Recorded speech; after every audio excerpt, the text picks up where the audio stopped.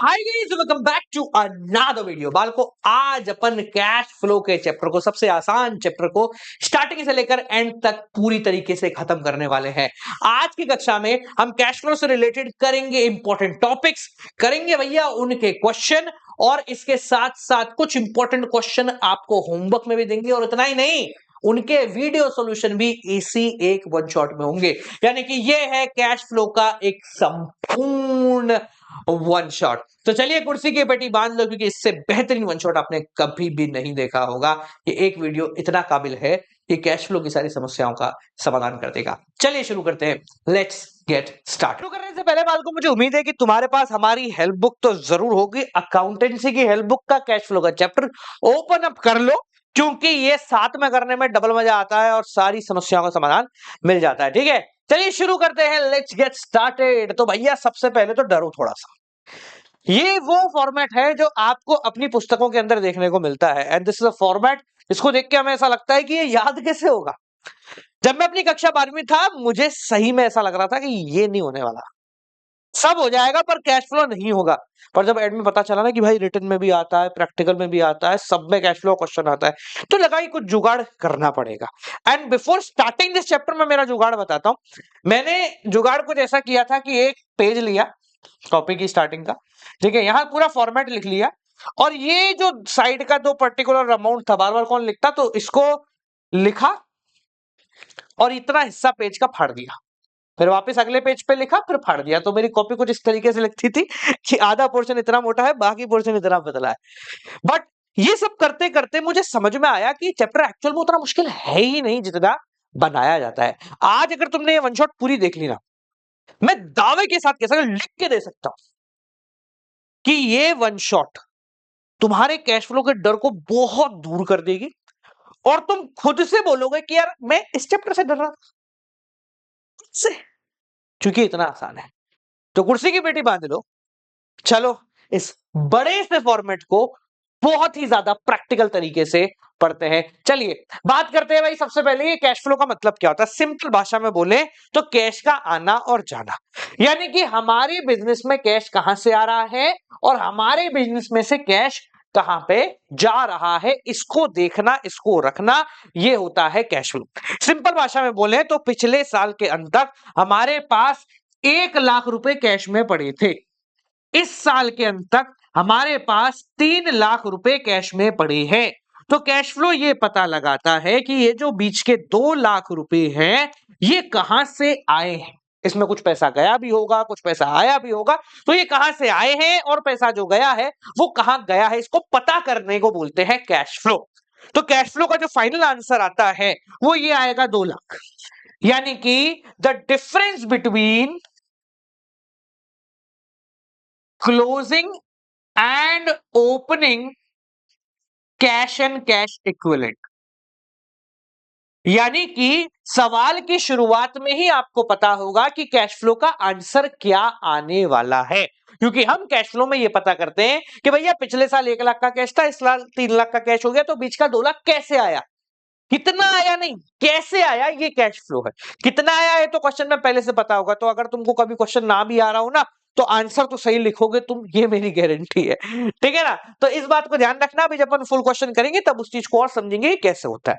अब देखिए, हमारी सबसे बड़ी प्रॉब्लम है ये बड़ा सा फॉर्मेट, जो हमें लगता है कि सर ये मतलब यहां से शुरू होता है, फिर ये पूरा आता है, जैसे तैसे हम ये समझते हैं, उसके बाद तो ये और ये होता ही नहीं है। इसका सबसे बड़ा रीजन है, हम कैश फ्लो को 3 अलग अलग प्रकार की एक्टिविटीज के अंदर बांटते हैं, ऑपरेटिंग, इन्वेस्टिंग और फाइनेंसिंग। सिंपल भाषा में समझे तो देखो, ऑपरेटिंग का मतलब होता है बिजनेस के अंदर, जो हम बिजनेस चला रहे हैं ना भाई, उससे कितना पैसा आ रहा है, कितना पैसा जा रहा है। स्टॉक से लेना देना हो गया, क्रेडिटर हो गए, बिल्स पेबल हो गए, डेटर हो गए। यानी कि सिंपल भाषा में बोलूं तो हमारे current asset and current liability को ऑपरेटिंग की कैटेगरी में डाला जाता है। दूसरे प्रकार की एक्टिविटी होती है इन्वेस्टिंग, यानी कि बिजनेस ने कहां कहां पैसा इन्वेस्ट किया। फॉर एग्जांपल, बिजनेस ने कोई एसेट खरीद लिया, बिजनेस ने कोई लॉन्ग टर्म इन्वेस्टमेंट कर ली, बिजनेस ने कोई कहीं किसी और कंपनी के शेयर परचेज कर लिए। ठीक है, उसको भी इन्वेस्टमेंट ही लिखो, कंफ्यूज नहीं होना। कंपनी ने किसी और कंपनी के शेयर खरीद लिए तो वो भी एक इन्वेस्टमेंट है। तो कितना इन्वेस्टमेंट किया या कितने एसेट खरीदे, कितने बेचे, उससे कितना पैसा गया, कितना पैसा आया, ये सब इसके अंदर काउंट होता है। और तीसरा होता है फाइनेंसिंग, जो सिंपल सा होता है तुम्हारे कैपिटल स्ट्रक्चर। क्या होता है? Capital structure. सिंपल भाषा में बोले तो शेयर्स, डिबेंचर्स, बोरोइंग, ये सब चीजें इसके अंदर आती हैं। वापस समझा रहा हूं, operating is equal to business का चलता फिरता काम, यानी current asset and current liability, जबकि इन्वेस्टिंग में आता है एसेट और फाइनेंसिंग में आता है तुम्हारे शेयर, डिबेंचर और बोराइंग। तो सर एक सवाल है हमारा, जो हमारा ये कैश फ्लो का ये बड़ा सा फॉर्मेट है, कहां गया भाई, रुक वापस। हाँ, ये जो बड़ा सा फॉर्मेट है, इसमें आपने जो 3 एक्टिविटी बताई, उन 3 एक्टिविटीज के हिसाब से ये होता है ऑपरेटिंग,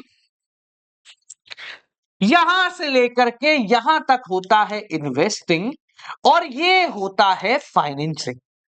ये तो हम समझ रहे हैं, पर सर फॉर्मेट में ये भी है और ये भी है। अब यहीं से मैं तुम्हारा मिथ बस्ट करता हूं। कैश फ्लो को करने का सही तरीका ये नहीं है कि आप एक्टिविटीज को 3 कैटेगरी में बांटो, ऑपरेटिंग, इन्वेस्टिंग एंड फाइनेंसिंग। सही तरीका है कि आप एक्टिविटीज को 5 कैटेगरीज के अंदर बांटेंगे। सर 3 नहीं हो रही थी, आपने 5 दे दी, ये 2 और बढ़ा दी। अरे 2 बढ़ाई नहीं है, ये 2 बढ़ाने से काम आसान हो गया है। क्या हो गया है? काम आसान हो गया है। जैसे मैं आपको एक एग्जांपल देता हूं, मानो तुम्हें बनाने हैं आलू के पराठे, तो भाई कैसे बनाओगे? आप बढ़िया सा बताओगे साहब, एक काम करते हैं, आलू जो है उसको उबालते हैं, है ना? कि आलू जो है ये अपन ने उबाले, ठीक है, उबालने के बाद इनका छिलका उतारा, स्टेप 1। स्टेप 2, छिलका उतारने के बाद तीसरे स्टेप में इन पे मसाला मिलाया, ठीक है, और सर फिर जो है पराठे का आटा लगाया, फिर इस आटे में पराठे को मिक्स करा, और फिर तवे पे सेक के गरम गरम आलू के पराठे खाए। क्या मैं बोलूं आपका तरीका गलत है तो ये गलत होगा? आप बोलो नहीं नहीं सर, यही तो होता है आलू के पराठे बनाने का तरीका। जवाब है बिल्कुल गलत है भैया। तू आलू तो लाया ही, तूने पहले से ही अज्यूम कर लिया कि भैया आलू तो हमारे पास है, आटा हमारे पास है। मैं कह रहा हूं आलू लाना बाकी है, आटा लाना बाकी है। आटा अगर तू गेहूं ला रहा तो पिसवाना बाकी है, फिर छानना बाकी है। ये सारे काम तो हम भूल जाते हैं, और इसी वजह से शायद हमारा तरीका गलत हो जाता है। सेम कॉन्सेप्ट तुम्हारे कैश फ्लो में भी लगता है। जब भी हम कैश फ्लो पढ़ते हैं तो हम इन 3 एक्टिविटीज को पढ़ते हैं, पर एक्चुअल के अंदर 2 ऐसी एक्टिविटी हैं जो कि हमें पढ़नी चाहिए। वो कौन कौन सी है? नेट प्रॉफिट, और दूसरा है तुम्हारा non cash and non operating. ठीक है, नेट प्रॉफिट को ऐसे लिख सकते हैं, नेट प्रॉफिट को तुम वर्किंग नोट लिखो और बेहतर समझ में आएगा। कौन कौन सा? एक लिखो वर्किंग नोट और दूसरा लिखो तुम्हारा non cash and non operating. Sir मतलब समझाएं तो देखो, मतलब कितना आसान है। हमने क्या करा है, हम कैश फ्लो की शुरुआत हमेशा करते हैं नेट प्रॉफिट से। किससे करते हैं? नेट प्रॉफिट, या अकाउंट्स की भाषा में बोलें तो statement of profit and loss account से हम लोग शुरुआत करते हैं, यानी कि कंपनी के प्रॉफिट से शुरुआत करते हैं। अब क्या होता है, कंपनी का प्रॉफिट है ना, बहुत सारे प्रोसीजर से आया है। अपन ने प्रॉफिट निकालने का तरीका देखा कि भैया पहले जनरल बनेगी, लेजर बनेगी, फिर उसके बाद ट्रायल बैलेंस बन जाएगा, फिर उसके बाद फाइनल अकाउंट बनेंगे, बैलेंस शीट बनेगी। ये सब कर कराने के बाद क्या आता है? प्रॉफिट आता है। कैश फ्लो की जब हम शुरुआत कर रहे हैं तो हम शुरुआत करते हैं कहां से? यहां से। प्रॉफिट तक पहुंचने के लिए हमने बहुत सारे काले कारनामे किए होते हैं। काले कारनामे मतलब, जैसे साहब प्रॉफिट है ना, टैक्स ज्यादा लग रहा था, थोड़ा सा पैसा मैंने रिजर्व के नाम पे डाल दिया, अपने पास ही पड़ा हुआ छुपा के रखा हुआ है। इससे क्या हुआ? पैसा हमारे पास है, प्रॉफिट कम हो गया, पर क्या कैश ऊपर नीचे हुआ क्या? भैया इस जेब में से उठा के इस जेब में रख लिया, तो बिजनेस के पास कैश की कमी नहीं हुई। सिमिलरली सर प्रॉफिट ज्यादा है तो हमने एसेट के ऊपर डेप्रिसिएशन लगा दिया। क्या डेप्रिसिएशन लगाने से कैश कम हुआ क्या बिजनेस के पास? नहीं हुआ। तो ये सारी चीजें जो है ना, नेट प्रॉफिट में से तो गायब है, पर कैश फ्लो पे तो इसका असर पड़ा ही नहीं। यानी कि नेट प्रॉफिट में तो आपने बोला भाई 1 लाख का प्रॉफिट था, 10,000 का डेप्रिसिएशन लग गया, 90,000 बच गए। अरे मेरे भाई, तेरे को अगर कैश फ्लो बनाना है तो तुझे 1 लाख से ही शुरुआत करनी पड़ेगी, क्योंकि वो जो 10,000 कम हुए ना वो किताबों में कम हुए हैं, तेरी जेब में से पैसा नहीं गया। समझ गए? तो ऐसी बहुत सारी चीजें होती हैं जो कैश फ्लो के हिसाब से पहले सेट करनी पड़ती है। अब एक बार वो सेट हो जाएंगी तो हम उसको ऑपरेटिंग, इन्वेस्टिंग और फाइनेंसिंग में बांट देंगे। पर जब तक वो सेट नहीं होती, जब तक वो सेट नहीं होती, तब तक हमें ये 2 काम करने पड़ेंगे। यानी आपके जो कैश फ्लो का प्रॉपर फॉर्मेट है, इस फॉर्मेट में अगर आप ध्यान से समझें तो ये है वर्किंग नोट, हमारा पहली चीज। ये है नॉन कैश, हमारी दूसरी चीज। ऑपरेटिंग ये सब नहीं है, ये भी नहीं है ऑपरेटिंग, ये भी नहीं है ऑपरेटिंग। ये 4 लाइन का है तुम्हारा ऑपरेटिंग। कितनी लाइन का? मात्र 4 लाइन का है ऑपरेटिंग। चलो सर, आपने मान लिया, आपने 3 की जगह 5 में कर दिया, पर अभी भी सवाल तो वही है कि हम इसको याद कैसे करें। तो चलो अब तुम्हें एक और चीज समझाता हूं। क्या तुम्हें किसी ने कभी बोला है कि तुम्हें कैश फ्लो को रटना है?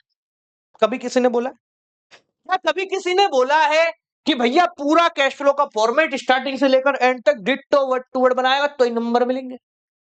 किसी ने नहीं बोला। सर, हमें तो सवाल मिलता है और उस सवाल के हिसाब से हमें कैश फ्लो बनाना पड़ता है। यानी कि आपको फॉर्मेट नहीं बनाना है, सवाल जो जो चीज आपसे पूछ रहा है आपको सिर्फ उन चीजों का जवाब देना है। यानी आपका कैश फ्लो का क्वेश्चन जब सॉल्व होगा तो वो 2 पेज का नहीं दिखेगा, वो शायद आधे पेज का आंसर होगा। तो हम उस आधे पेज को ही याद करने का तरीका समझते हैं। और आज तुम्हें याद कुछ भी नहीं करना है, आज तुम्हें बस समझना है। जैसे हमने बोला कि भैया class first, class second, class third, class fourth और क्लास फिफ्थ, ये 5 क्लासों के बच्चे हैं, पांचों की ड्रेस अलग अलग। तुम्हें हर क्लास के हर बच्चे के बारे में पता हो ये जरूरी नहीं है, पर बच्चे को देखकर तुम्हें ये पता लग जाना चाहिए ये कौन सी क्लास का है। यानी जैसे ऑरेंज कलर फर्स्ट क्लास का है, तो ऑरेंज कलर की ड्रेस में अगर कोई बच्चा मिल जाए तो क्या तुम्हें उसका नाम, पता, पिताजी का नाम, माताजी का नाम याद करने की जरूरत है क्या? हमें बस ये पता लगाने की जरूरत है कलर कौन सा, भाई ऑरेंज है, पहली क्लास। कैश फ्लो के अंदर भी हमें यही करना है। यानी कि हमें सब पता करना है कि भैया ये पहली कैटेगरी का है, दूसरी कैटेगरी का है, तीसरी का है, चौथी का है, पांचवी का है, दैट्स इट। एक बार कैटेगरी पता लग गई तो पटक जा। अब कैटेगरी कैसे पता लगेगी? चलो कैटेगरी बनाते हैं और समझते हैं, इस डर को खत्म करते हैं। ठीक है जी, आजा। तो कैश फ्लो की शुरुआत होती है सबसे पहले वर्किंग नोट से। कहां से होती है कैश फ्लो की शुरुआत? कैश फ्लो की शुरुआत होती है वर्किंग नोट से। अब वर्किंग नोट आपको हर क्वेश्चन में बनाने की जरूरत नहीं है, वर्किंग नोट जहां पर लगता है वहां पर तुम्हें लगाने की जरूरत है। शुरुआत कहां से होती है? देखिए, शुरुआत होती है वर्किंग नोट का पहला आइटम स्टेटमेंट, रुको, balance as per statement of P and. Profit and loss का जो बैलेंस है वो कितना है, यानी सिंपल भाषा में बोले तो closing balance minus opening balance. देखो कैश फ्लो में ओवर 95% चीजों में आपको डिफरेंस लेना होगा। 2 साल का गिवन होगा आपको, 2023 2024, 23 में इतना था, 24 में इतना होगा, दोनों के बीच का डिफरेंस आपको कैलकुलेट करना। हर चीज में कोई 2-4 चीज है जो एंड में अपन ट्रेडिमेंट एडजस्टमेंट देखेंगे, उनको छोड़ के सब में डिफरेंस ही आता है। तो ऐसा कोई लोड नहीं है, सब क्या है, क्या आएगा क्या नहीं आएगा। तो क्वेश्चन में आपको मिलेगा statement of P and L कि भैया पिछले साल का प्रॉफिट 1 लाख था, इस साल का हो गया 4 लाख, बीच का डिफरेंस कितना हुआ? 3 लाख। यहां से हमारे क्वेश्चन की शुरुआत होती है। ठीक है, अब इसमें कुछ चीजें ऐड होती हैं और कुछ चीजें लेस होती हैं। मैं देखो पूरा फॉर्मेट नहीं बनाऊंगा, मैं नहीं बनाऊंगा भाई, उसमें 70-80 चीजें जो तुम्हारे 12वीं में आती सिर्फ वो बढ़ाए ना भाई, तो थर्ड ईयर में आती हूँ बढ़ा के क्या काम है? कोई काम है उसका? अपने को तो सिर्फ 12वीं करनी। तो 12वीं के हिसाब से क्या क्या आ रहा है वो मैं तुम्हें समझा देता हूं। ठीक है, तो सबसे पहली चीज जो इसमें ऐड होती है वो है ट्रांसफर टू रिजर्व। रिजर्व का मतलब क्या होता है भाई? सबको पता है कि भाई पैसा साइड में रख दिया, मान लो 1 लाख का रिजर्व था, 1.5 लाख का हो गया तो 50,000 रिजर्व में भेज दी।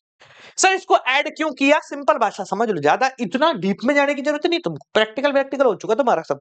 ठीक है, सिंपल भाषा ये समझिए कि भाई 50,000 रुपए रिजर्व में डाल दिए, ये पैसा कहीं गया नहीं है, मेरे इधर जेब से इधर जेब में आ गया, पर नेट प्रॉफिट में से तो गायब हो गया था। तो इसलिए हमने इसको वापस से ऐड कर दिया कि भैया ये पैसा कहीं भी गया नहीं है। ठीक है, तो पहली चीज ट्रांसफर टू रिजर्व। ठीक है, और दो तीन चीजें इसमें ऐड होती हैं, जैसे इंटरिम डिविडेंड यानी साल के बीच में जो डिविडेंड दिया गया है। उसके बाद आता है तुम्हारा proposed dividend, proposed dividend previous year का, पिछले साल हमने कितना डिविडेंड प्रपोज किया था। और आता है provision for tax current year. अब देखो यहां मैं दो तीन के आगे स्टार मार्क कर रहा हूं, इनको ध्यान से समझना, ये और ये तो स्टार मार्क इसलिए किया है क्योंकि बाकी सब में तो क्या होता है, दोनों के बीच का डिफरेंस आता है, पिछले साल से इस साल के बीच का डिफरेंस। ये तो ऐसे है जिसमें प्रीवियस ईयर ही लिखा जाएगा प्रपोज डिविडेंड में, कि पिछले साल हमने कितना डिविडेंड प्रपोज किया था। ठीक है, और प्रोविजन फॉर टैक्स मतलब हम कितना टैक्स देंगे इस साल, अभी दिया नहीं है इसलिए इसको वापस से ऐड कर लिया। समझ में आ गया? क्लियर है यहां तक? कोई प्रॉब्लम किसी को? एनीवन? ठीक है, लास्ट में आएगा इधर refund of tax, refund of tax. ठीक है जी, यहां तक क्लियर हो गया? अब देखिए ये क्या बना, ये बना नेट प्रॉफिट यूपल line before tax and extraordinary items. अब आपका सवाल होगा सर ठीक है आपने मेरा फॉर्मेट जो है बता दिया, अब याद कैसे करेंगे इसको? अब मैं एक सवाल पूछता हूं, चाचिए देखो transfer to reserve, interim dividend, proposed dividend, provision for tax, refund of tax. तुम्हें ये पता नहीं करना है कि भैया ये चार चीजें इसके अंदर आती हैं, तुम्हें बस ये पता करना है कि अगर तुम्हें क्वेश्चन में इंटरिम डिविडेंड मिल जाए तो तुम्हें ये याद आ जाना चाहिए कि भैया ये वर्किंग नोट का पार्ट है। बस ये नहीं पता करना है कि भैया ये चार चीजें इसके अंदर आती, पता ही नहीं करना है तुम्हें, तो बस ये पता करना है कि कोई प्रोविजन फॉर टैक्स दिख जाए तो हाँ प्रोविजन फॉर टैक्स तो वर्किंग नोट में आता है। इसलिए मैं पांच कैटेगरी बांट रहा हूं। जनरली क्या होता है ऑपरेटिंग को इतना बड़ा बना देते हैं कि ऑपरेटिंग में चार अलग अलग कैटेगरी बन गई है, तो हमें समझ नहीं आता भाई ऑपरेटिंग में तो है पर ऊपर आएगा, नीचे आएगा, बीच में आएगा, कैसे आएगा। तो आपको क्या करना है, आपको बस ये समझना है कि भैया हाँ ये चार पांच चीजें हैं जो कि इसमें आती हैं, ये चारों पांचों याद भी नहीं करनी है, बस हाँ क्वेश्चन में अगर कहीं दिख जाए तो हमें पता होना चाहिए कि भैया यहाँ पर आती है। ठीक है, तो अभी हम मार्केट से आलू लेकर के आ गए, अब क्या आप उसकी सफाई करनी है, क्या करनी है, सफाई करनी है, गंदे गंदे छाटना हटाना है। ठीक है, तो यहां पर ये होने के बाद अगला काम जो आता है वो आता है adjustment of non cash and non operating. भी ऑपरेटिंग नहीं आई है, हम क्या कर रहे हैं non cash and non operating पे, यानी कि आप जो ऑपरेटिंग को समझते हो ना यहां से शुरू हो रहा है वो है ही नहीं, अभी ये वर्किंग नोट हो गया। अब ये जो पूरा पार्ट है दिस इज नॉन ऑपरेटिंग, ये ऑपरेटिंग का नहीं है, एक्चुअल में सफाई है।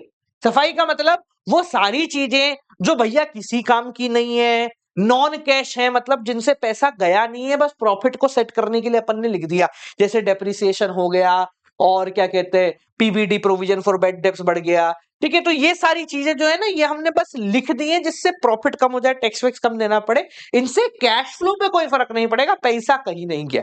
तो अभी हम पहले उसकी सेटिंग करेंगे। ठीक है, मैं वापस रिपीट कर रहा हूं, आपको ये छह चीजें याद नहीं करनी है, क्वेश्चन में अगर इनमें से एक मिलती है तो उसको देखकर आपको पता लग जाना चाहिए भैया it's belong to working note. ठीक है, चलिए अब नॉन कैश में कहां से शुरुआत करते हैं, जहां से अपन ने एंड किया है यहीं से शुरुआत करते हैं। तो यहां से शुरुआत हुई net profit before tax and extra ordinary item. ठीक है, अब इसमें कुछ चीजें ऐड होती हैं और कुछ चीजें लेस होती हैं। देखो मैं फालतू की चीज नहीं बताऊंगा, जो तुम्हारे काम की है वही बताऊंगा। सबसे पहले डेप्रिसिएशन फिक्स है, हर जगह आएगा ही आएगा। ठीक है, और गुडविल अमोर्टाइज्ड, अमोर्टाइज का मतलब समझ लो सिंपल भाषा में मतलब कम होना। देखो क्या होता है टेंजिबल एसेट्स पे तो डेप्रिसिएशन लग जाता है, इंटेंजिबल एसेट्स पे ये लगता है। गुडविल अमोर्टाइज बहुत ज्यादा रह रहे कि तुम्हारे आए, पर अगर आ जाता तो ऐसा होगा कि गुडविल 50,000 थी, 40,000 रहेगी, 10,000 की कम हो गई, तो ये चीज आ गई तो तुम्हें बस ऐसा बताना है कि गुडविल जो है अपनी अमोर्टाइज हो गई है यानी फिर कम हो गई है। ठीक है, अब देखिए इंटरेस्ट ऑन बोरोइंग, सर ये क्यों आया है, मतलब क्या है ये लॉजिक? देखो अभी अपन ने समझा था कि ऑपरेटिंग में करंट एसेट करंट लायबिलिटी आता है, और इन्वेस्टिंग में तुम्हारे ऐसा आता है कि भाई जो जहां जहां पैसा लगाया, और फाइनेंसिंग में आता है लोन और शेयर। तो इंटरेस्ट ऑन बोरोइंग तो सर फाइनेंसिंग में आना चाहिए, वहीं आना चाहिए, बिल्कुल सही बात बोली है तूने। पर एक्चुअल में क्या है भैया, अभी नेट प्रॉफिट में से सब सेट हो चुका है बार बार, तो पहले उनको सुधारे, सफाई कर रहे हैं। तो सफाई में हम क्या कर रहे हैं, इंटरेस्ट ऑन बोरोइंग यहां ऐड कर रहे हैं कि भैया अभी तक नहीं कंसीडर किया गया था, प्रॉफिट के बाद दिया जा रहा है ना, वो प्रॉफिट के बाद इंटरेस्ट दिया जा रहा है अपने को। तो वो क्या है, अभी अपन वापस यहां कर रहे हैं, जब अपन फाइनेंसिंग बनाएंगे ना इसी चीज को वापस से माइनस कर देंगे। तो वहां का है वहां जा, सबको कहते हैं ना, सबको इकट्ठे कर लिया, अब तू उधर का है तू उधर जा, तू उधर का है तू उधर जा, अभी सबको इकट्ठा कर रहे हैं अपन। ठीक है, तो इंटरेस्ट ऑन बोरोइंग भी जो है यहां पर ऐड कर ली जाती है। समझ में आ गया, क्लियर हो गया। और देखिए, और है तुम्हारा loss on sale of asset. Asset बेचने से अगर कोई लॉस हुआ, अगेन ये है इन्वेस्टिंग का, पर अभी सबको बुला के ला रहे हैं पर। ठीक है, एक और चीज, इंक्रीज इन पीबीडी। अगर प्रोविजन फॉर बैड डेब्ट्स बढ़ा है तो उसको हम यहां लिख देंगे कि उससे कैश का कोई भी सेटलमेंट नहीं होता है, वो सिर्फ प्रॉफिट को एडजस्ट करने के लिए लिखा जाता है। ठीक है, अब लेस क्या होगा, इसका अपोजिट, जैसे loss on sale of asset add हुआ था तो माइनस हो जाएगा gain on sale of asset. ठीक है, इंक्रीज इन पीबीडी ऐड हुआ था तो डिक्रीज इन पीबीडी लेस हो जाएगा। ठीक है, एक और चीज यहां पर हम लेस कर रहे हैं, किसी भी प्रकार की अगर कोई कमाई है तुम्हारी तो वो इन्वेस्टिंग से आई होगी, तो यहां पर उसको नहीं लिखेंगे। जैसे रेंटल डिविडेंड या फिर इंटरेस्ट इनकम अगर कोई है तो उसको अपन यहां पर माइनस कर देंगे। ठीक है जी, जो भी आया वो सेट करके अपन यहां पर लिख देंगे। ठीक है, अभी जो भी अपन ने किया ना, ये कैश फ्लो में वो तीन कैटेगरी नहीं है, ये सिर्फ ऊपर से धनिया की सफाई हो रही है। ठीक है, इसको बोलेंगे operating profit before working capital changes. अब इसके बाद एक्चुअल में ऑपरेटिंग कैपिटल या ऑपरेटिंग प्रॉफिट या ऑपरेटिंग एक्टिविटी शुरू होगा, यहां तक सिर्फ सफाई हुई है। अब आपको सफाई याद नहीं करनी है, आपको सिर्फ देख के समझना है कि हाँ ये वहां पर आएगा। एग्जाम्पल के रूप में देख लो एक बार इस सब, ठीक है, और इसको देख लो, ये अपन ने बनाया था ना, इसको देख लो। अब मैं तुमसे सवाल पूछता हूं सिंपल, डेप्रिसिएशन किस में आएगा, वर्किंग नोट में आएगा या फिर अपन ने जो अभी नॉन कैश करा उसमें आएगा? नॉन कैश में आएगा। ठीक है, इंटरेस्ट ऑन बोरोइंग किस में आएगा, वर्किंग नोट में आएगा या उसमें आएगा? सर नॉन कैश में आएगा। अच्छा, प्रपोज्ड डिविडेंड किस में आएगा बताना, नॉन कैश में आएगा या फिर वर्किंग नोट में आएगा? सब वर्किंग नोट में आएगा। ट्रांसफर टू रिजर्व किस में आएगा? सर वर्किंग नोट में आएगा। तुम्हें बस इतना पता होना चाहिए, देख के पता लगा लो कि भाई ये इसका हिस्सा है या फिर ये इसका हिस्सा है, खत्म हो गया। ठीक है, चलिए इधर आ भाई, जागो मोहन प्यारे। ठीक है, अब एक्चुअल में यहां से शुरू होता है आपका तीन एक्टिविटी जिसको हम कहते हैं ऑपरेटिंग, इन्वेस्टिंग एंड फाइनेंसिंग। तो ये जो अपन ने किया ना, ये वाला हिस्सा, दिस इज जस्ट अ छटाई ऑफ कैश फ्लो जिससे हम लोग डरते हैं, और यहां से शुरू होता है तुम्हारा सिंपल। इतना आसान है कि जब अपन अभी कर रहे हैं ना इसको, तो हम बोलेंगे सर क्या है ये, मतलब मजाक कर रहे हो क्या आप हमारे साथ? चलिए तो शुरुआत करते हैं सबसे पहले ऑपरेटिंग से। अब देखो कितने बड़े बड़े भाई साहब, इतने बड़े बड़े कि इनको देख के हमें लगता है कि भैया ये क्या ही आ गए हैं। ठीक है, तो चलिए शुरुआत करते हैं। ऑपरेटिंग प्रॉफिट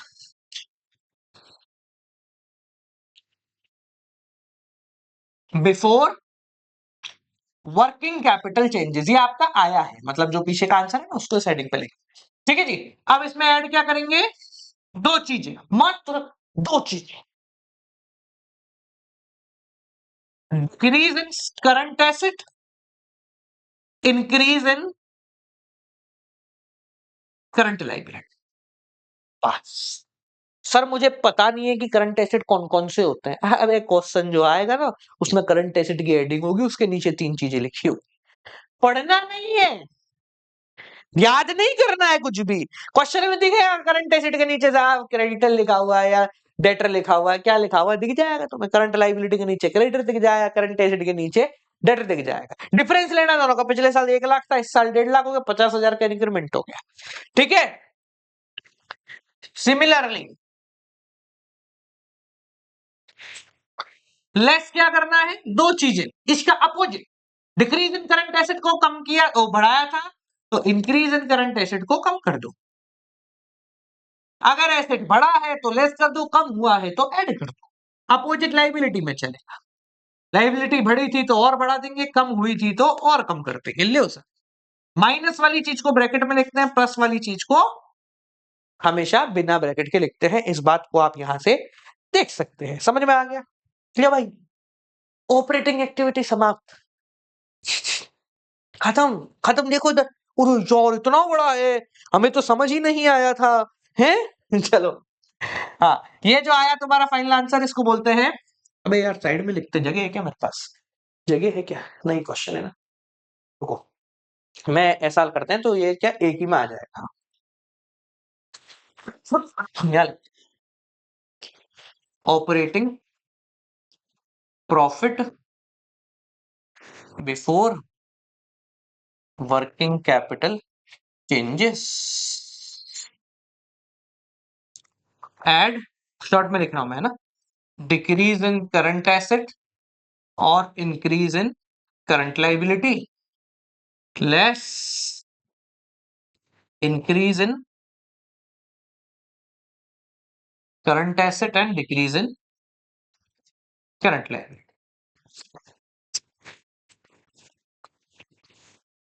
जो आया है इसको बोलते हैं cash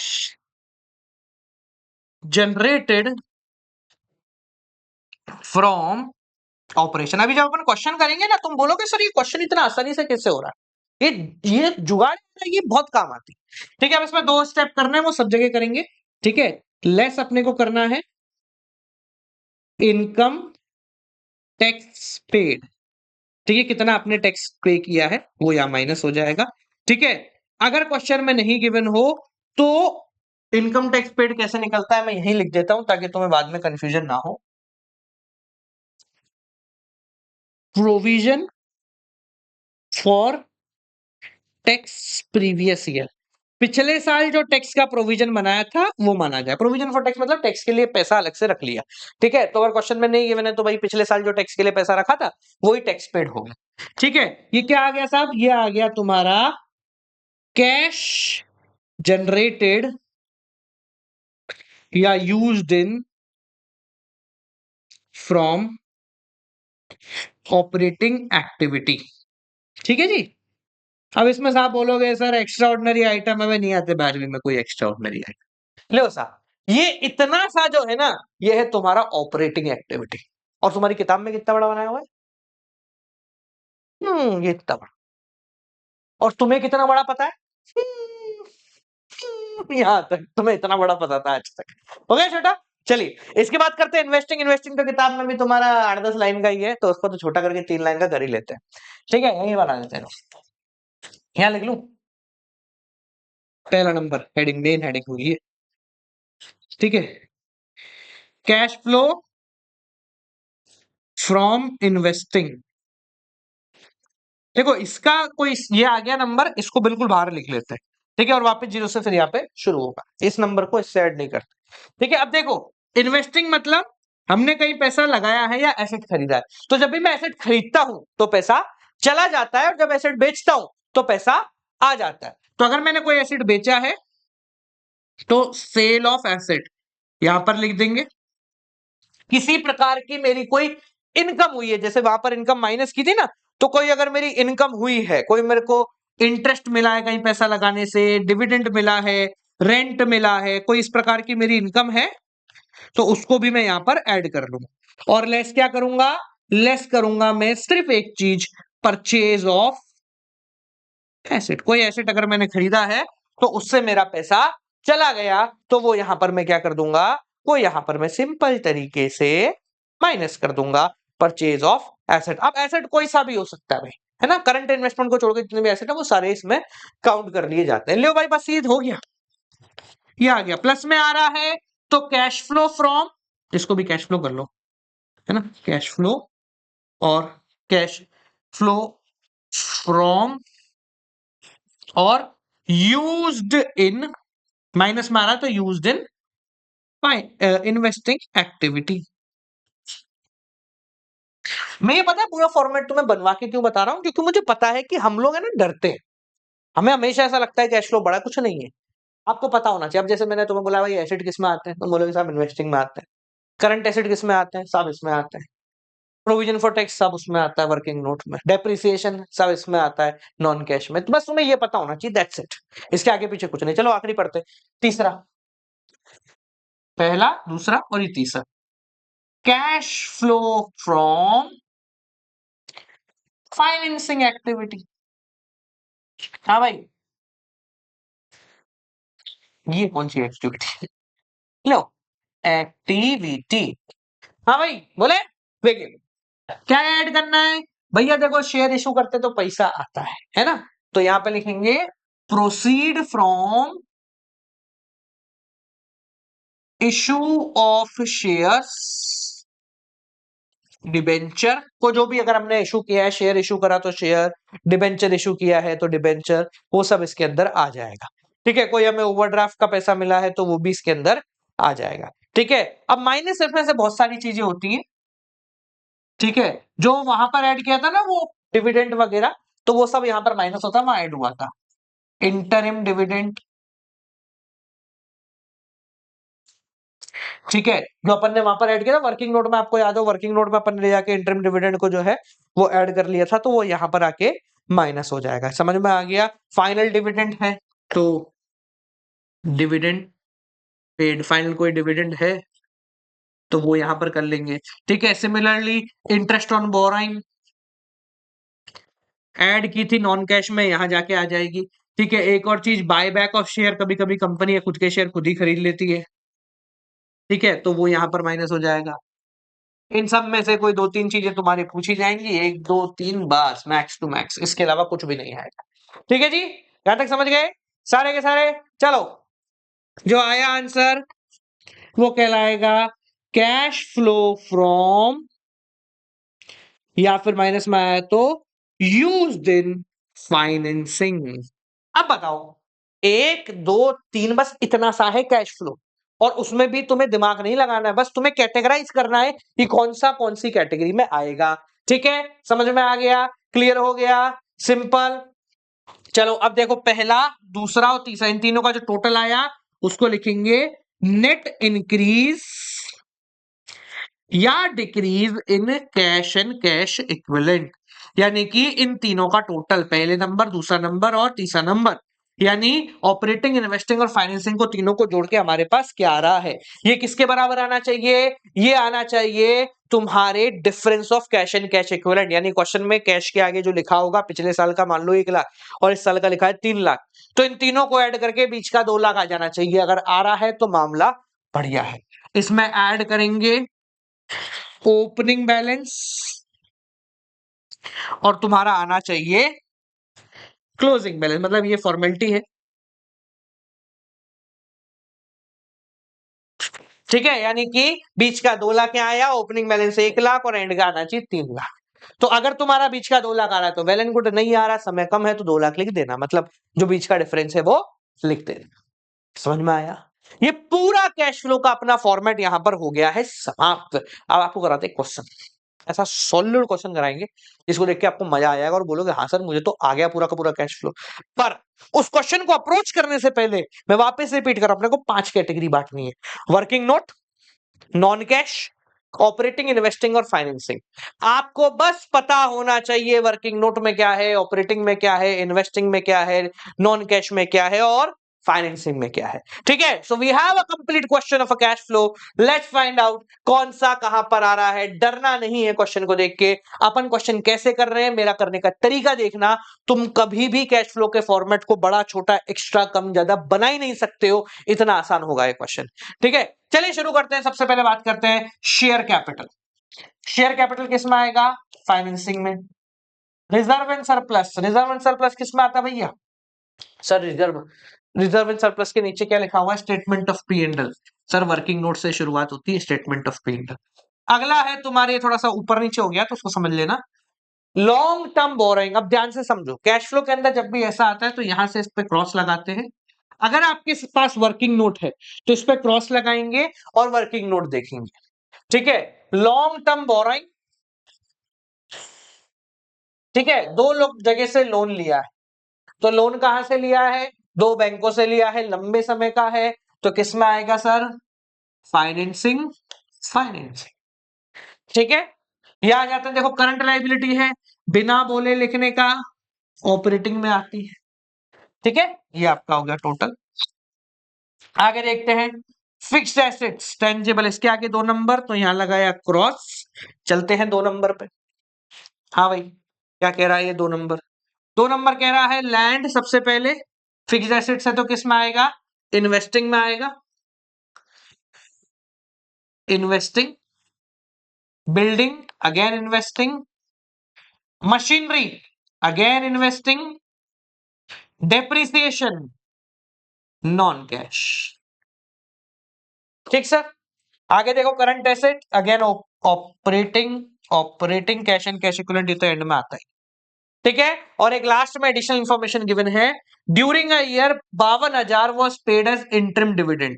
52,000 interim dividend. Interim dividend दो जगह आता है, वर्किंग नोट एंड फाइनेंसिंग। क्या इस सवाल में किसी को कोई दिक्कत हुई? क्या आप ऐसे कैटेगराइज करने में परेशान हुए? हमें करना ही नहीं है साहब कि ऑपरेटिंग में पहले ऊपर वाले पे आएगा नीचे पे आएगा, भी नहीं करना भाई, सब पक चुके हैं कर करके। हमें तो बस ये करना है कि कौन सा कहां आ रहा है, इन 5 में से बस ये पता होना चाहिए। अब फॉर्मेट बनाने से पहले आप क्वेश्चन करने का तरीका समझो। मैं एक जुगाड़ और करता हूं, यहां लिखते हैं देखो, working note, non cash, operating, investing, financing. Working note में कितने हैं? एक,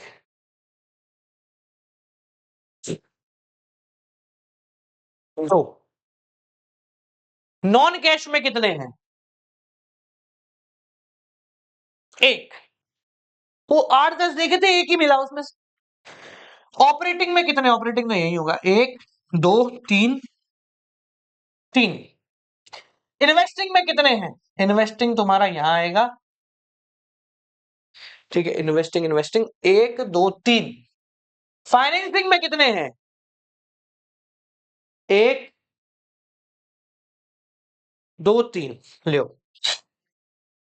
ये करने से तुम्हें पता लग गया कि लेंथ कितनी होगी तुम्हारे फॉर्मेट।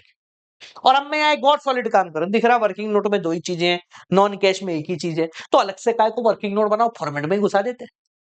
आसान है ना? हम क्या कर रहे हैं, पहले से पता लगाने किसके अंदर कितनी चीजें हैं। इससे क्या होगा, क्वेश्चन करने के बाद जब वो चीजें पोस्ट कर देंगे ना, तो हमें डरना ही नहीं है, पता होगा दो है, दो आई क्या आ गई, अरे वाह हो गया काम। ठीक है, वो चार है फाइनेंसिंग में, हाँ, एक, दो, तीन, चार, हाँ, चार चीजें हैं। ठीक है ना, क्लियर हुआ? अब देखो फॉर्मेट कैसे बनाते हैं।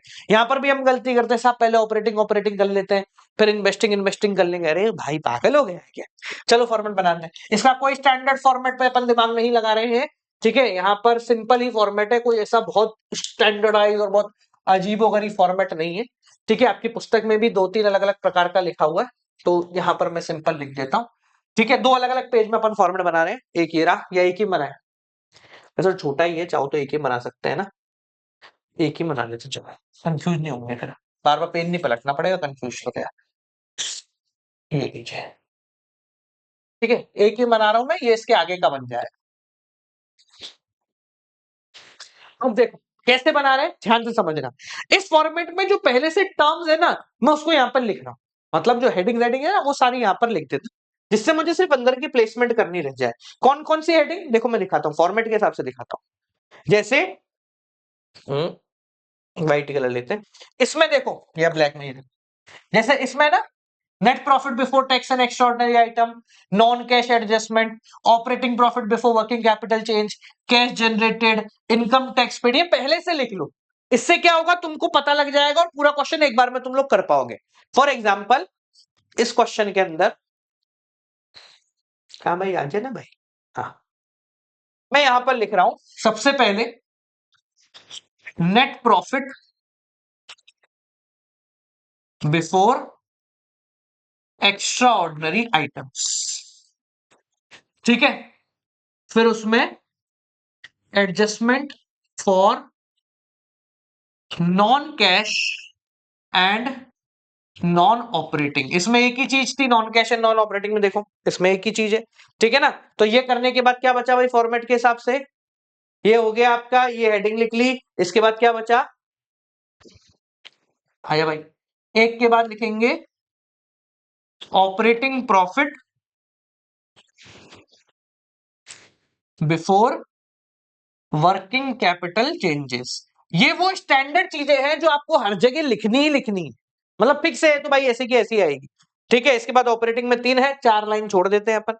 ठीक है, 4 लाइन छोड़ दी और यहाँ 4 क्या 5 लाइन छोड़ दो और यहाँ लिखा कैश फ्लो फ्रॉम और यूज्ड इन ऑपरेटिंग एक्टिविटी। ठीक है, टैक्स पेड तो है नहीं इसमें। ठीक है, उसके बाद इन्वेस्टिंग में 3 है,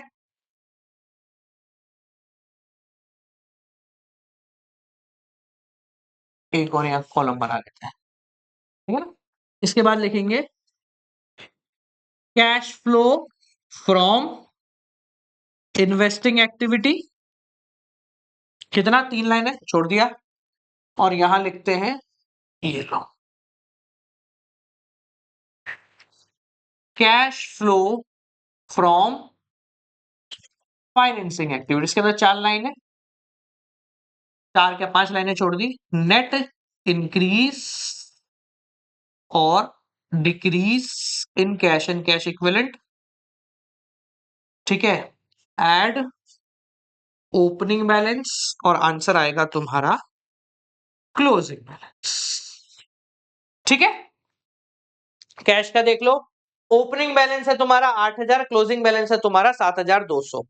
ओपनिंग बैलेंस है तुम्हारा 8000, क्लोजिंग बैलेंस है 7200, यानी कि प्रैक्टिकली इन तीनों का आंसर तुम्हारा आना चाहिए -800।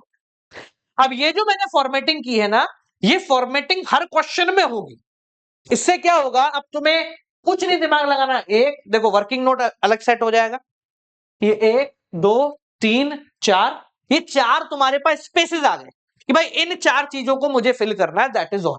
ठीक है जी, वर्किंग नोट में मैं नीचे बना लेता हूं ताकि कोई इशू ना आए। ठीक है ना, रुको।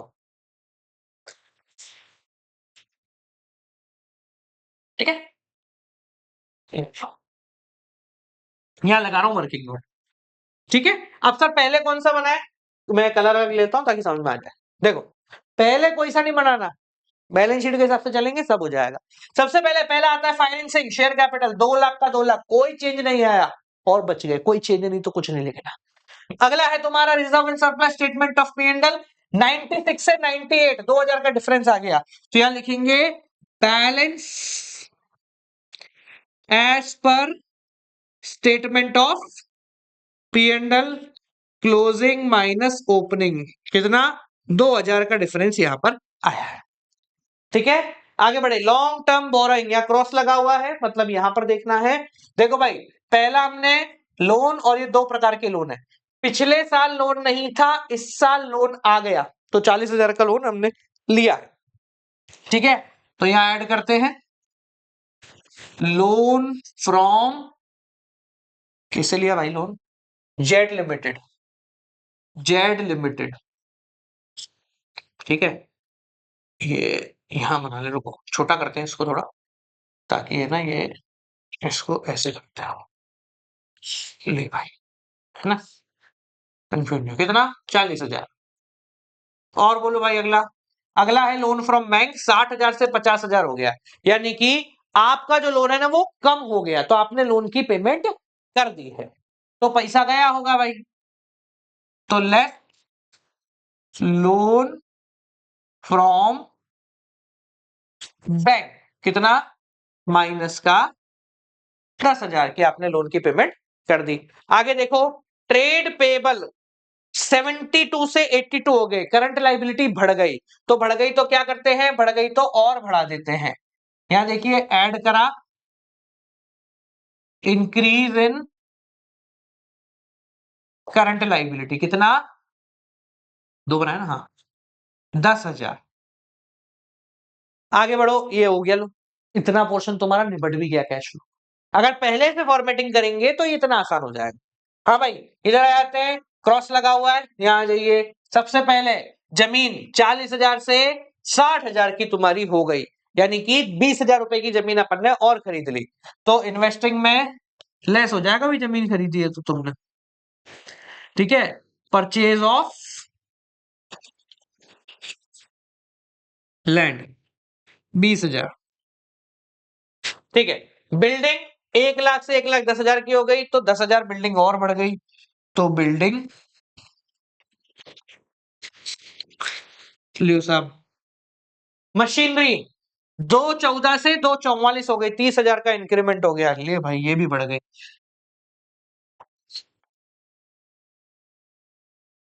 ये तो मरी गया बिल्कुल ही। ठीक है, आगे डेप्रिसिएशन 54 से 72 हो गया, कितना हो गया? 16 और 2 18,000। हाँ भाई, एड डेप्रिसिएशन कितना?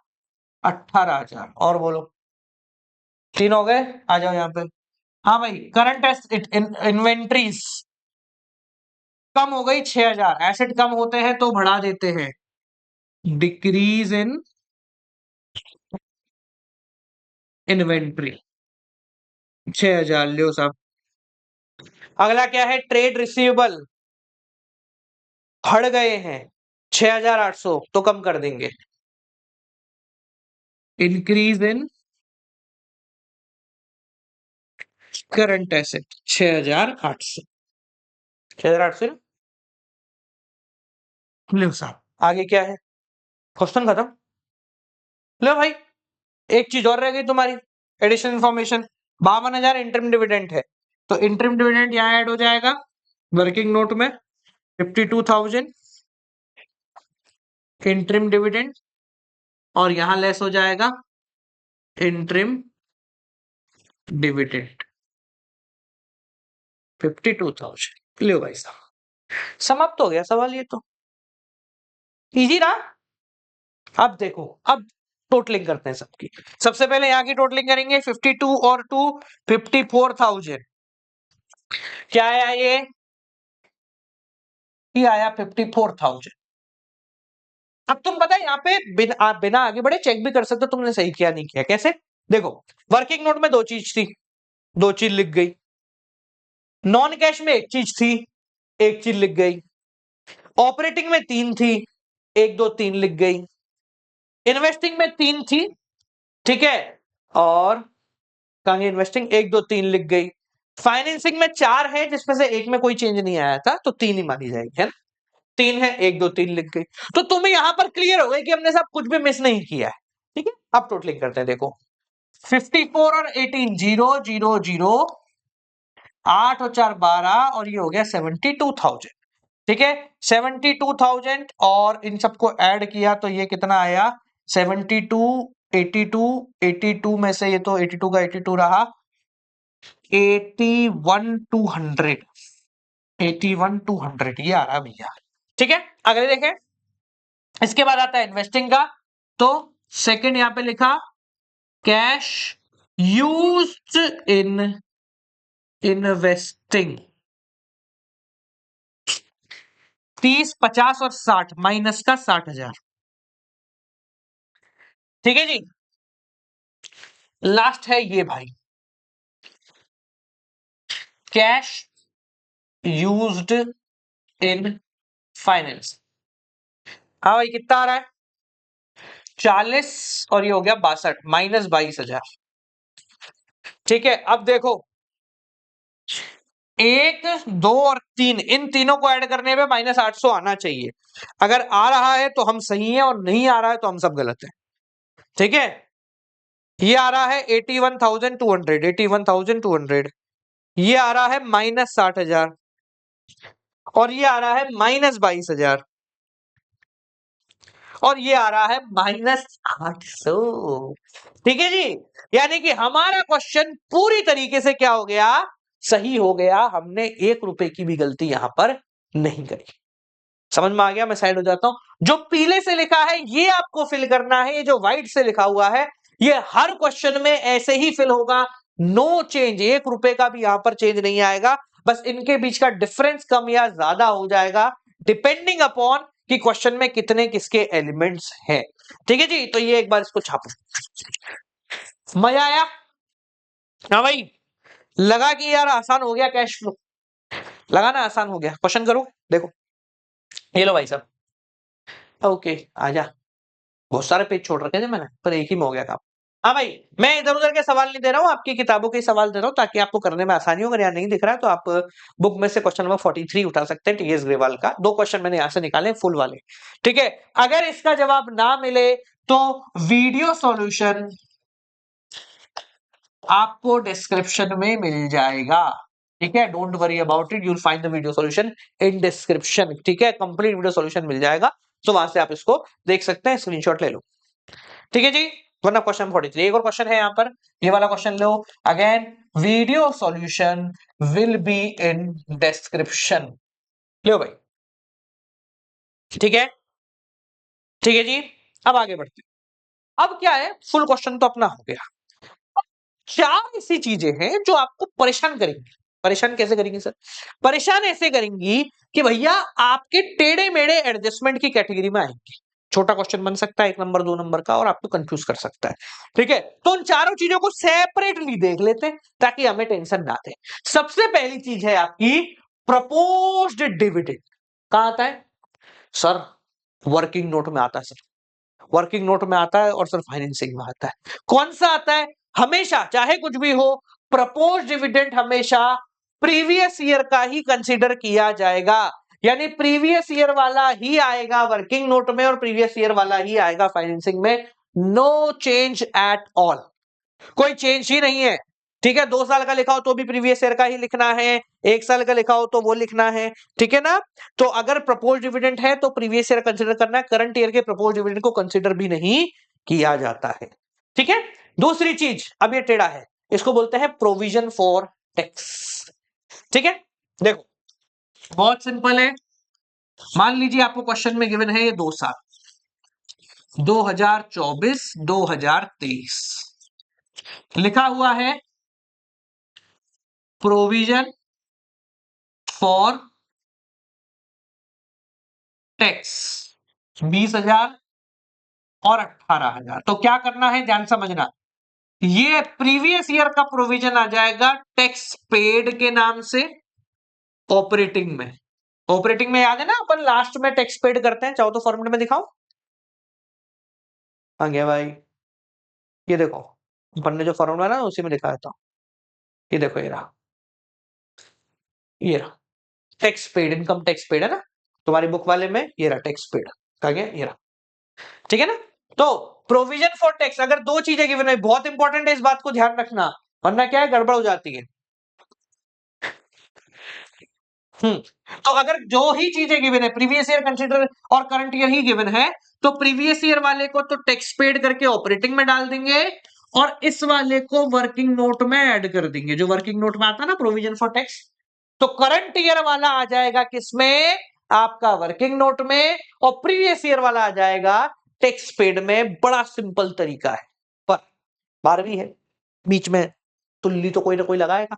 तो अगर तुम्हारे बीच की कोई तुल्ली आती है, यानी कि कोई थर्ड इंफॉर्मेशन आपको क्वेश्चन में मिल जाती है, जैसे इसके अलावा क्वेश्चन में लिखा हुआ है टैक्स पेड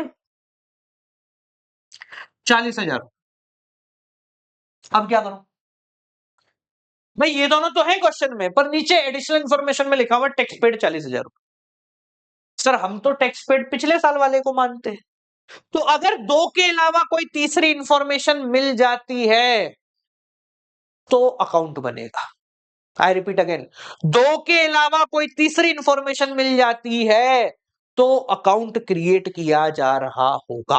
अब अकाउंट कैसे बनाना है, नॉट वेरी मुश्किल, काफी इजी, ठीक है। मैं अगले में ही एक क्वेश्चन करके ही समझा देता हूं, पहले एक फॉर्मेट बनाते हैं, मतलब एक अकाउंट बनाते हैं और फिर उससे समझ लेंगे। देखिए बड़ा सिंपल अकाउंट है, प्रोविजन फॉर टैक्स, ठीक है। यहां आ जाएगा बाय बैलेंस बीडी, यहां आ जाएगा to balance CD, previous year balance current year balance, ठीक है, क्योंकि it's a reserve for us और लाइबिलिटी फॉर अस, ठीक है जी। मैं यहां लिख देता हूं previous year, current year, previous year. 4 चीजें इसके अंदर आती हैं, देखो हर बार हमेशा 4 ही आएंगी। अगर ये 2 ही गिवन है करंट ईयर प्रीवियस ईयर वाले क्वेश्चन में, तो कोई लफड़ा ही नहीं बनाना है, कोई तीसरी चीज आ जाती है, तो इसमें 2 चीजें आएंगी। एक तो आ जाएगा by statement of P and L, जिसको बोलते हैं करंट ईयर प्रोविजन, और इधर आएगा टू बैंक, जिसको बोलते हैं इनकम टैक्स पेड। मतलब क्या है सर? मतलब ये है कि ये दो इंफॉर्मेशन तो आपको गिवन है। अब जो तीसरी इंफॉर्मेशन होगी वो या तो ये होगी या फिर ये होगी, तो आपको अकाउंट बनाना है और चौथी निकाल लेने की, और फिर जो ये बैलेंसेस है ना, ये पहरेदार हो जाएंगे। समझने के लिए क्वेश्चन आपके सामने है। मान लीजिए एक एवियन लिमिटेड है जिसका बैलेंस बता रहा है 50,000 और 75,000। ठीक है, तो हमने क्या करा, हमने एक अकाउंट बनाया, ये गलती से मिट गया, ऐसे ही मेरी इच्छा नहीं थी इसको मिटाने की। ठीक है, ये हमने अकाउंट बनाया, लीजिए सब। ठीक है, अगर सिर्फ इतना गिवन होता तो मैं पिछले साल वाले को लिखता 50,000 टैक्स पेड और 75,000 वाले को मानता इस साल का प्रोविजन है। पर क्वेश्चन में लिखा हुआ है it had made a provision of 65,000, कि भैया 75,000 का प्रोविजन नहीं, 65,000 का है। तो जैसे ही कोई तीसरी चीज मिल जाती है तो हमें अकाउंट बनाना है। अकाउंट कैसे बनेगा देखिए, simple, by balance BD to balance CD, previous year balance यहां लिखा, करंट ईयर बैलेंस यहां लिखा। अब देखिए क्या गिवन है, क्वेश्चन में गिवन है प्रोविजन 65,000 का बनाया है, प्रोविजन बनाया है, तो प्रोविजन यहां आता है statement of P and L के नाम। ठीक है, करंट ईयर प्रोविजन। अगर क्वेश्चन में बोलता टैक्स पेड 65,000 है तो हम यहां लिखते हैं, इसने बोला करंट ईयर प्रोविजन तो यहां लिखा। अब निकालेंगे इसका बैलेंस, देखो 50 और 65 कितना हो गया, 1,15,000, 1,15,000,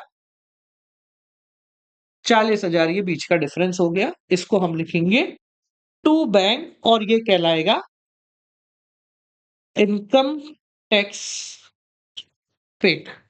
यानी जब दो के साथ तीसरा मिल जाता है तो ये भाई और ये भाई अब किसी काम के नहीं है, कैश फ्लो में नहीं आएंगे। कैश फ्लो में क्या क्या आएगा, ये आएगा प्रोविजन यानी वर्किंग नोट में, और ये आएगा टैक्स पेड यानी कि ऑपरेटिंग। समझ गए? क्वेश्चन में हमको ये गिवन था तो हमने बैलेंस निकाल के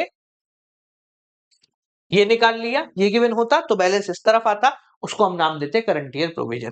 तो अगर दो है तो कोई दिक्कत नहीं, जैसे ही तीसरा आ जाता है तो पहले दो किसी काम के नहीं रहे, चौथा निकालना पड़ेगा और वो बाकी जो दो होंगे वो काम में आ रहे। ठीक है, इसको समझने के लिए क्वेश्चन ले लो, ये क्वेश्चन है तुम्हारे सामने, इसको करना। इसमें देखो टैक्स पेड गिवन है, यानी किधर का गिवन है, इधर निकालना। इस क्वेश्चन का अगर वीडियो सॉल्यूशन चाहिए तो आपको डिस्क्रिप्शन में लिंक मिल जाएगा, you can go for it. ठीक है जी, समझ में आ गया? आगे बढ़े, दो एडजस्टमेंट हो गए। तीसरा adjustment, simple adjustment, interest on debenture. Question में नहीं भी गिवन हो तो भी इंटरेस्ट ऑन डिबेंचर देना पड़ेगा। जैसे क्वेश्चन में मान लीजिए बोरोइंग, बोरोइंग में लिखा हुआ है लॉन्ग टर्म बोरोइंग में ऐसा कुछ लिखा हुआ है 10% डिबेंचर। ठीक है, 2024 2023, ये बताएगा नहीं तो मैं क्वेश्चन में पिछली बार की बोर्ड एग्जाम में ये गड़बड़ की थी, बताया नहीं तो बच्चों ने कहा बोला ही नहीं तो क्यों देना पड़ेगा, जबरदस्ती है। ठीक है, ये मान लो लिखा हुआ है 1.5 लाख, ये लिखा हुआ है 1 लाख, तो ये जो 10% है फालतू में नहीं दिया तुम्हें बाय डिफॉल्ट समझना है कि 10% का ब्याज देना पड़ेगा। ठीक है, सवाल उठता है साहब किस पे देंगे, 1 लाख का 10% देंगे या 1.5 लाख का? तो अगर क्वेश्चन में बता रखा है कि भाई नए डिवेंचर कौन सी तारीख को इशू करे तो बात अलग है, नहीं बता रखा है तो तुम दोगे इसके ऊपर और यहां नोट डाल दोगे आंसर में कि भैया हम मानते कि ये जो 50,000 एक्स्ट्रा हुए ना कि कल नहीं हुए तो कोई ब्याज ब्याज नहीं देंगे, हम प्रीवियस ईयर वाले पे 10% यानी कि बाय डिफॉल्ट आपको 10,000 रुपए इंटरेस्ट ऑन डिबेंचर मान के करना पड़ेगा। अलग से लिख लेना इस बात को, हर साल ये गड़बड़ होती है। क्वेश्चन में नहीं मेंशन है, अगर डिबेंचर के आगे परसेंटेज है तो प्रीवियस ईयर वालों पे परसेंटेज दे दो, वरना क्वेश्चन में मेंशन होगा किस पे देना। कभी कभी ऐसा बोलते हैं नए डिबेंचर है ना पिछले साल की शुरुआत में ही ले लिए थे तो फिर 1.5 लाख पे देखो पड़ेगा। समझ में आ गया? तो इफ नॉट मेंशन ये आपको देना ही देना पड़ेगा। ठीक है जी, क्लियर हो गया। और ये कहां पर आता है? ये तो सर नॉन कैश में आता है, ऐड होता है और फाइनेंसिंग में से माइनस होता है। सिंपल, लास्ट एडजस्टमेंट, अंतिम। देखिए अब जो ये है ना, ये है थोड़ी कलाकारी, 5-7 मिनट लगेंगे इसमें, पर सब समझ जाएंगे अपन इसमें। मशीनरी अकाउंट, देखो भाई सिंपल,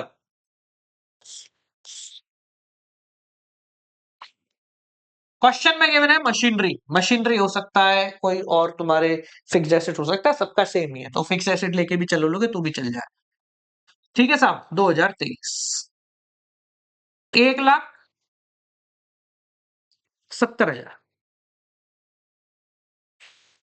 हाँ भाई क्या करें साहब, 30,000 मशीनरी बड़ी है, 30,000 इन्वेस्टिंग में लिख देंगे सर, माइनस कर देंगे 30,000, सही है, बिल्कुल परफेक्ट, कोई दिक्कत ही नहीं। अगेन दो ही चीजें गिवन है, कोई लोड नहीं है। पर क्वेश्चन खत्म करके अगर नीचे लिखा हुआ है डेप्रीसिएशन और मशीनरी 15,000 रुपए, या मान लो क्या करें, हाँ चलो 15 लिखते हैं, या 10 ही लेते हैं, कंफ्यूज 15-15 दो जगह हो जाएगा। हाँ भाई, अब तो सर डेप्रिसिएशन को डेप्रिसिएशन की जगह लिख देंगे? नहीं, ऐसे नहीं। देखो क्या होता है, अगर डेप्रिसिएशन अंदर ही लिखा हुआ है, जैसे अपने पिछले वाले क्वेश्चन में अक्यूमुलेटेड डेप्रिसिएशन मशीन के नीचे लिखा हो तो कोई लोड नहीं, पर अगर डेप्रिसिएशन अलग से लिखा हुआ है, इसका मतलब है कि डेप्रिसिएशन यहां पर काउंट नहीं हुआ है। सो इन केस अगर इन दो के अलावा कोई तीसरी चीज मिल जाती है, चाहे वो डेप्रिसिएशन हो चाहे कोई मशीन बेचनी हो, तो मशीन का खाता बनेगा। जैसे इस क्वेश्चन में मशीन का खाता तुमने बना रखा पहले से, 11वीं में खूब बनाया, machine to balance, opening balance इस बार डेबिट होगा बाय बैलेंस सीडी। देखिए इस क्वेश्चन के हिसाब से अभी तो अपन 30,000 लिखते हैं, पर अगर डेप्रिसिएशन नीचे 10,000 गिवन है, तो यहां लिखा अपन ने 70,000, यहां लिखा 1,00,000। ठीक है जी, अब देखिए, अबे 1,00,000 ने 10,00,000 हो गया। हाँ, अब यहां पर डेप्रिसिएशन नीचे लिखा हुआ है, तो हम यहां लिखेंगे बाय डेप्रिसिएशन 10,000। अब निकालेंगे बैलेंस, कितना आया, 40,000 का है। ठीक है, तो यहां लिखेंगे टू बैंक परचेज। मैं एक बार अलग से अकाउंट बना के बता दूंगा। ठीक है, ये आएगा तुम्हारे इन्वेस्टिंग में माइनस होके, और डेप्रिसिएशन 10 ही आएगा, 10 ही आएगा, चेंज नहीं होगा, बस डेप्रिसिएशन की वजह से ये अंदर का माल मसाला चेंज हो जाएगा। ठीक है, इसको समझने के लिए हम एक प्रॉपर अकाउंट बना देते हैं। ठीक है, इसमें सेल भी है कि भाई सेल होती है तो क्या करना, अलग से सेल गिवन है, तुमने बोला 30,000, उसने बोला नहीं नहीं 70,000 की सेल करिए, तो क्या करना है। तो मैं एक प्रॉपर अकाउंट बना देता हूं कि कैसे अकाउंट बनता है, कौन सी चीज कहां पर आती है, ताकि तुम्हें कभी कंफ्यूजन ना हो। देखिए सबसे पहले आता है to balance BD, opening balance by balance CD, closing balance. ठीक है, ये स्टैंडर्ड। अब इसमें क्या क्या चीज कहां कहां आएगी ध्यान से समझना। जब मशीन पे डेप्रिसिएशन लगता है तो वो यहां आएगा बाय डेप्रिसिएशन, ये कहा जाता है, ये जाता है तुम्हारा नॉन कैश। जब मशीन खरीदी जाती है तो आता है यहां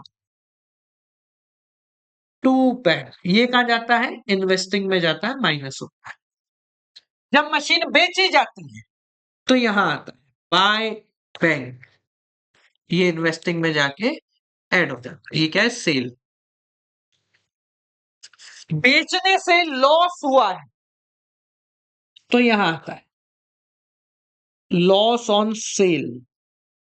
बेचने से प्रॉफिट हुआ है टू प्रॉफिट ऑन, या टू गेन, प्रॉफिट नहीं बोलेंगे गेन बोलेंगे, टू गेन ऑन सेल। ठीक है, ये कहा आता है, ये नॉन कैश में आता है, और ये भी तुम्हारा नॉन कैश। समझ में आ गया, क्लियर हो गया, सिंपल है, इजी है, आसान है। ठीक है जी, तो ये हमेशा ऐसे ही आएगा, you don't have to worry about anything. ठीक है जी, अब इनमें से जो चीज नहीं गिवन होगी वो अपन निकाल लेंगे। क्वेश्चन करते हैं, समझ जाएंगे। मशीन बेचने का क्वेश्चन, क्वेश्चन क्या है, क्वेश्चन कुछ ऐसा है, मशीन दे रखी है, प्रीवियस ईयर इतनी, करंट ईयर इतनी, ठीक है, डेप्रिसिएशन अलग से दे रखा है, मशीनरी एक बेची भी है, उसकी बुक वैल्यू भी है, मतलब पूरा गुड़ गोबर कर रखा है इन्होंने। देखो, ये बीच में बता रहा है कि भैया कितना, हमने बोला भाई हमारे हिसाब से 90,000 की तुमने परचेज करी है ना, ये हम तो ये समझते, ये लिखते, पर क्योंकि क्वेश्चन में और चीजें दे दी हैं, तो हमें सब कुछ सेटल करना पड़ेगा। देखो, ठीक है, पहले हम सब चीजें साइड में लिखते हैं। एक मशीनरी है जिसको हमने एक, पहले तो डेप्रिसिएशन है, ठीक है, अलग कर दिया इसको। एक मशीन है जिसको हमने 25,000 में बेचा है, 20,000 की उसकी बुक वैल्यू थी, 20 की मशीन 25 में बेची, तो 5,000 का क्या हो गया, गेन ऑन सेल हो गया। ठीक साहब, मशीन अकाउंट बनाए, देखिए सर, ठीक है, true balance BD by balance CD, कितना कितना है देखें दोनों का।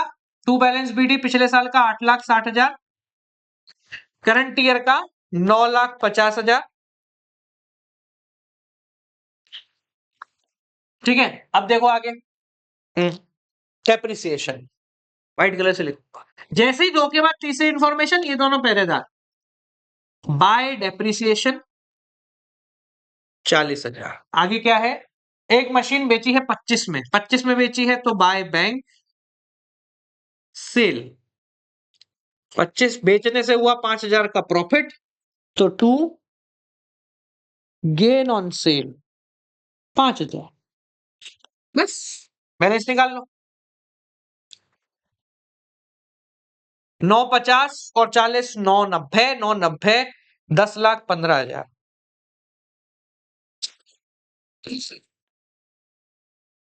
हाँ भाई, ये कितना था, 90 हो रहा था ना पहले, 90 में 60 और जोड़ लो, तो 1,50 हो गया, 1,50,000 हो गया। मैं एक बार कैलकुलेट कर लेता हूँ, ऐसे तो 1,50,000 आना चाहिए, 9,50,000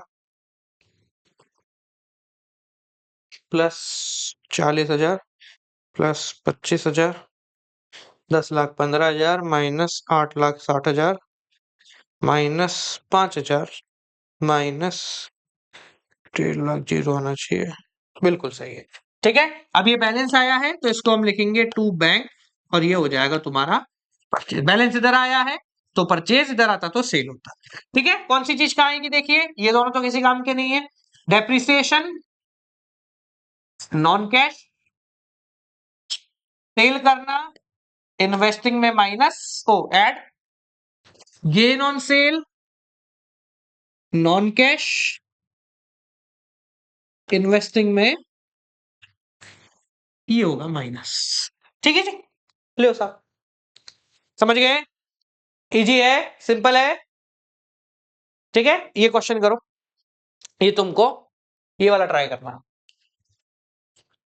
अगर नहीं हो, किसी प्रकार की कोई दिक्कत हो, तो वीडियो सॉल्यूशन आपको डिस्क्रिप्शन में मिल जाएगा, उसको जरूर जरूर जरूर जरूर चेक करें। ठीक है जी, समझ में आ गया। चलो, अब जाने से पहले एक छोटा सा टॉपिक और है तुम्हारा, एक मिनट का, वो और देख लो। वो क्या है, केस ऑफ अक्यूमुलेटेड डेप्रिसिएशन। तो क्या है, अक्यूमुलेटेड डेप्रिसिएशन अलग से गिवन है, यानी कि क्वेश्चन में क्या है, इस तरीके का आपका सवाल है जिसमें मशीन के बैलेंस लिखे हैं 50,000, अभी जो अपन ने क्वेश्चन करा था ना वही वाला, और 60,000। ठीक है, और डेप्रिसिएशन कौन सा है, अक्यूमुलेटेड डेप्रिसिएशन आपको गिवन है, कितना है क्वेश्चन में, 25,000 और 15,000। तो ये 25,000 है और ये 15 है। अब लॉजिक समझ लो, इसमें तो खैर ऐसा कुछ है नहीं। क्यूमुलेटेड डेप्रिसिएशन का मतलब क्या होता है, डेप्रिसिएशन सेपरेटली लग रहा है, मशीन के खाते में नहीं लग रहा है, तो उस पर्टिकुलर कंडीशन में हम मशीन के खाते में डेप्रिसिएशन नहीं लगाते हैं, अक्यूमुलेटेड डेप्रिसिएशन का खाता बनता है। कैसे बनेगा देखो, by balance BD to balance CD, ये तुम्हारा 11th क्लास वाला है तो इसमें ज्यादा कुछ ऐसा लॉजिक है नहीं। 25,000, 15,000 मशीनरी बनाते हैं, 60,000 सॉरी 50,000 और 60,000।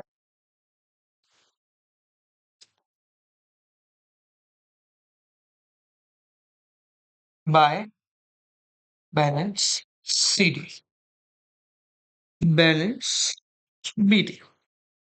देखो भाई, अब क्या होता है जब भी एक्यूमुलेटेड डेप्रिसिएशन होता है, तो जब मशीन से बेचते हैं सिर्फ उस मशीन का डेप्रिसिएशन उठाते हैं। जो मशीन बेच रहे हैं सिर्फ उसका डेप्रिसिएशन उठाते हैं। यानी कि इस क्वेश्चन के अंदर जो डेप्रिसिएशन की वैल्यू पुट की जाएगी वो मशीन के अकाउंट से नहीं, यहां से पुट की जाएगी। देखो, जैसे एक मशीन है जिसकी कॉस्टिंग है 25,000 रुपए की मशीन है, जिसपे डेप्रिसिएशन लगा है 15,000 का। ये इस पे डेप्रिसिएशन लगा था। ठीक है, अब समझना, मशीन बिक रही है यहां, डेप्रिसिएशन लगा है यहां। तो पहला काम क्या किया जाता है, इस मशीन के डेप्रिसिएशन को उठा के यहां लाया जाता है। कैसे लाया जाता है, देखिए, टू मशीन लिखकर जो मशीन बिक रही है उसके डेप्रिसिएशन को उठा के यहां लाया, बाय अक्यूमुलेटेड डेप्रिसिएशन 15,000। ये कौन सा डेप्रिसिएशन है, ये डेप्रिसिएशन है जो मशीन बिक रही है उसके ऊपर लगाया गया डेप्रिसिएशन। ठीक है, हमने कितने बेचा, 13,000 में। 25,000 की मशीन थी, 15,000 का डेप्रिसिएशन लगा, बचा कितना, 10,000। बेची कितने में, 13 में। तो 3,000 का क्या हो गया, गेन हो गया। तो यहां लिखा बाय बैंक, बाकी तो सेम है, सेल 13,000 टू गेन 3,000। ठीक है, अब समझो सर, अब बैलेंस निकालते हैं और आंसर करते हैं। देखिए, सबसे पहले इसका बैलेंस निकालना। देखो, 15 हो गया 30, यहां लिखेंगे 30। अब जो ये 5,000 आया है ना, ये होगा जो एक्चुअल में डेप्रिसिएशन, आप जिसको करंट ईयर का डेप्रिसिएशन मानोगे। ठीक है, इसको लिखेंगे by statement of P&L current year का डेप्रिसिएशन। तो जब भी एक्यूमुलेटेड डेप्रिसिएशन बनता है तो यहां से करंट ईयर का डेप्रिसिएशन निकलता है। ये तो बिल्कुल सेम रहेगा। देखो, 60 और ये हो गया तुम्हारा 28, 60, 80, 88। ठीक है जी, टू बैंक परचेस कितना हो गया, 35। ठीक है, कहां कहां जाएगा, ये जाएगा इन्वेस्टिंग में, ये जाएगा नॉन कैश में, ये जाएगा तुम्हारा इन्वेस्टिंग में, ये कहीं नहीं जाएगा, ये भी जाएगा तुम्हारा नॉन कैश। समझ में आ गया, क्लियर हो गया। चलो ठीक है, अब कुछ क्वेश्चन ले लो और खत्म करते हैं। देखो, यहां जो क्वेश्चन मैं दे रहा हूं, ये सारे क्वेश्चनों का सॉल्यूशन तुम्हें डिस्क्रिप्शन में मिल जाएगा। टॉपिक वाइज दे रहा हूं क्योंकि इस बार टॉपिक टाइप के क्वेश्चन आ जाते हैं। ले लो, 1 2, ये ऑपरेटिंग ऑपरेटिंग सिंपल, सिर्फ ऑपरेटिंग करने का। 3 अगेन ऑपरेटिंग, ऑपरेटिंग वाले 2-3 साल आए हैं लगातार। Investing, again investing and financing. ठीक है जी, एक और फाइनेंसिंग ले लो। Okay, so BALCO, I hope so आपको कक्षा में मजा आया होगा। ये आपका पूरा टॉपिक यहां पर हो जाता है समाप्त। मिलता है आपसे अगली वीडियो के साथ, तब तक के लिए नमस्कार।